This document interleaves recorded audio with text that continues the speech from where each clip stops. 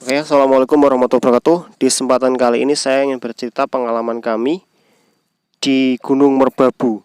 Gunung Merbabu dikenal melalui naskah-naskah pra-Islam atau sebelum Islam masuk ke Indonesia sebagai Gunung Pamarikan, teman-teman.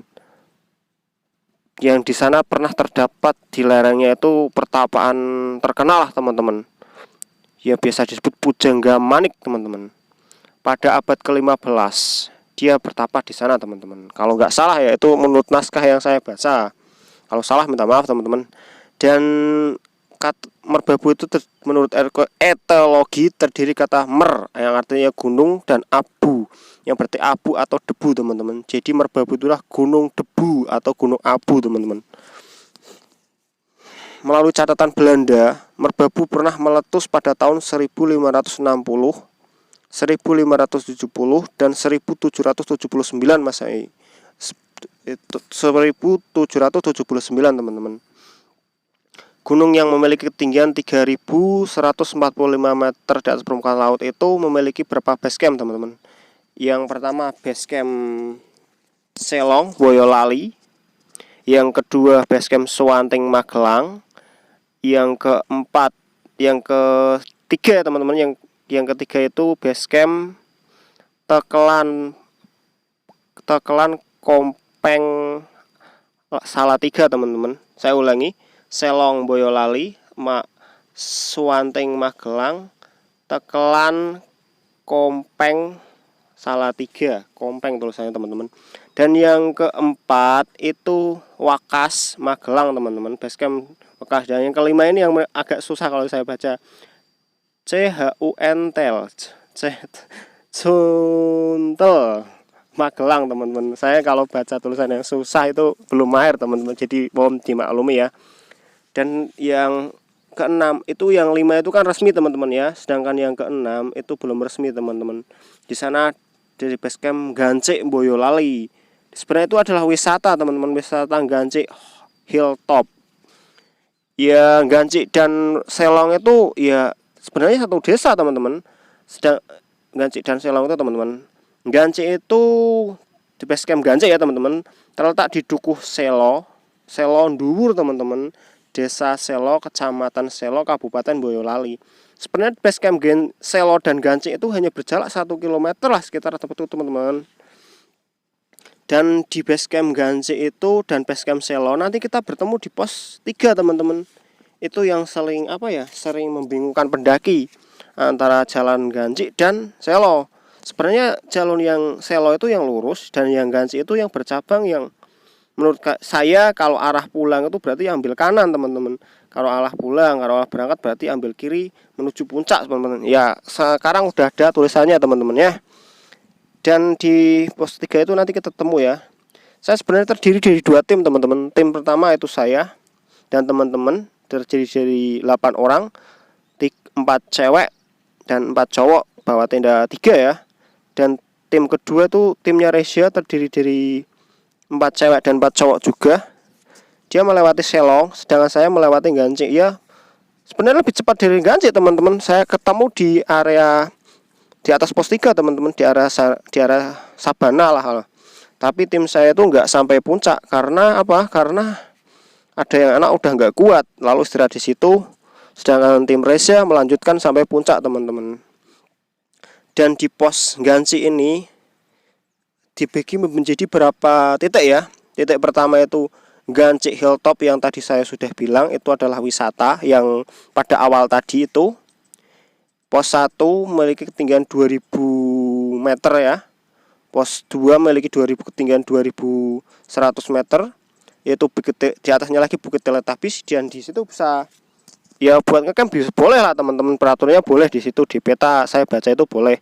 Dan di pos 3 itu memiliki ketinggian 5935 meter di atas permukaan laut. Nah, di Jemblongan itu kita mendirikan tenda, teman-teman. Lah, saya ketemu Reza di sana, teman-teman, dan timnya. Dan di Jemblongan itu, dan selanjutnya itu sampai Sabana 1 milik. Di sana kita bisa mendirikan tenda sampai 100 tenda sekitar itu, teman-teman. Sabana 2 juga sama, 100 tenda dan memiliki ketinggian 2850, teman-teman. Dan naik sedikit lagi ke atas nanti ada lumpang teman-teman. Lumpang itu kalau orang dulu tempat untuk menumbuk padi teman-teman, namanya lumpang kalau di tempat saya. Kalau tempat lain beda lagi, saya nggak paham ya.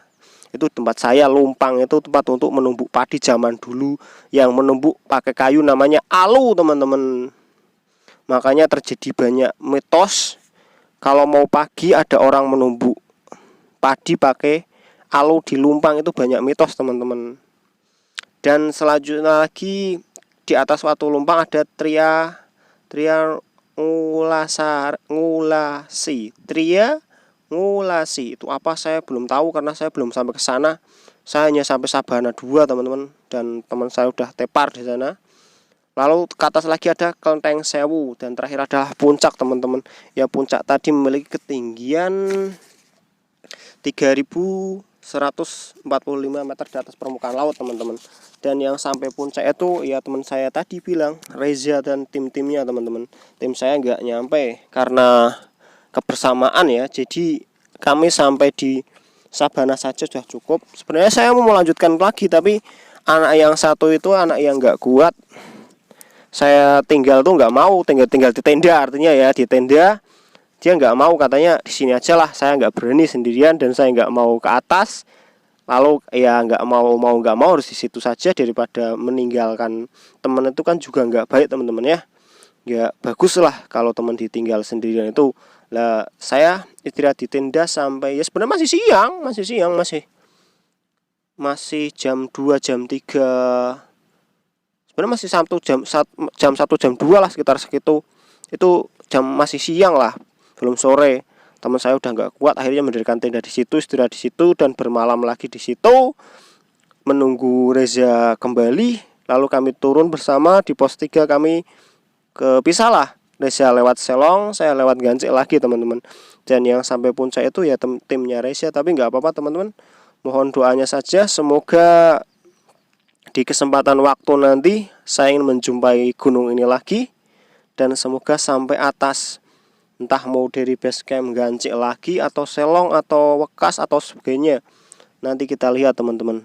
Ini semua foto ya, karena ya saya cerita dulu. Karena zaman dulu saya belum suka buat video, masih suka foto-foto. Ini tahun 2018 teman-teman. Ini hampir mendekati tahun baru sebenarnya saya ke sana itu. Makanya pas saya naik itu berkabut. Setelah saya mendirikan tenda cerah, pas Reza datang cerah, itu rezeki masing-masing lah teman-teman. Jadi nggak heran lah teman-teman, nggak apa-apa.